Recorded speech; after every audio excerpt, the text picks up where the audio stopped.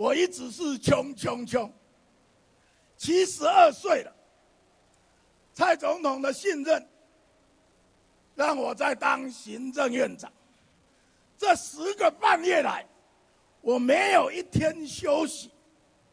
我知道台湾绝对要修掉，所以你看，我第一天就到机场，为了中国的非洲猪瘟，不让它进入台湾。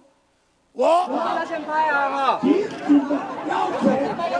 咱的苏贞昌苏议长，也是咱新北市，也是过去咱台北县咱的老县长来甲拍破一下。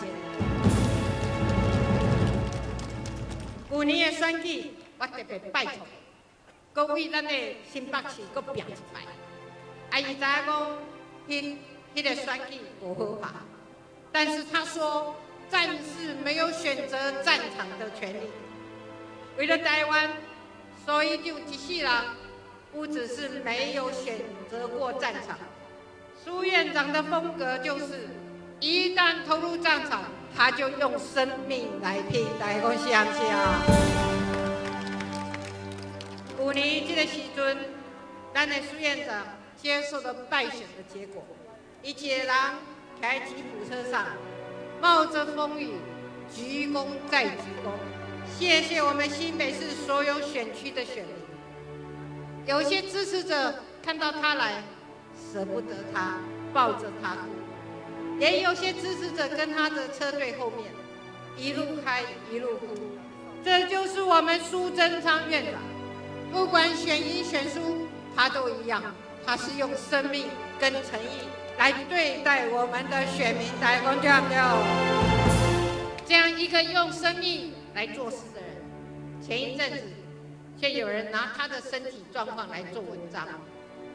我在电视上看到巧慧在回应记者的时候，眼中是有泪水。他心疼他的爸爸，为他的爸爸报名。所以就这么认真，大家是不是就不甘的？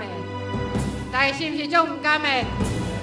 我们给我们老县长，给我们苏院长一个最温暖的掌声，好不好？给他鼓励，祝他身体健康，继续为台湾冲！安尼好吗？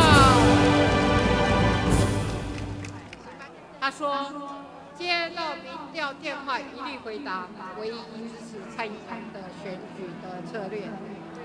在这里，唯一支持是对的。在这里，我要跟我的对手说，我也要跟他的支持者说，支持韩国瑜不需要躲藏，因为我们的社会本来就是很多元的，大家说对不对？每一个有责任感的政治人物，尤其是想要竞选总统的人，应该要用一颗真诚的心，拿出具体可行的政策来争取选民的支持，大家讲对不对？别人的竞选策略我们就尊重，不过我们会照着自己的节奏走。我相信执政党最佳的策略就是拿出政绩说服人民，大家讲对不对？明年的1月11号，就是要让台湾人的选择展现在全世界人的面前。让台湾再一次成为因为民主自由而发光发热的地方，让台湾再一次得到全世界的称赞。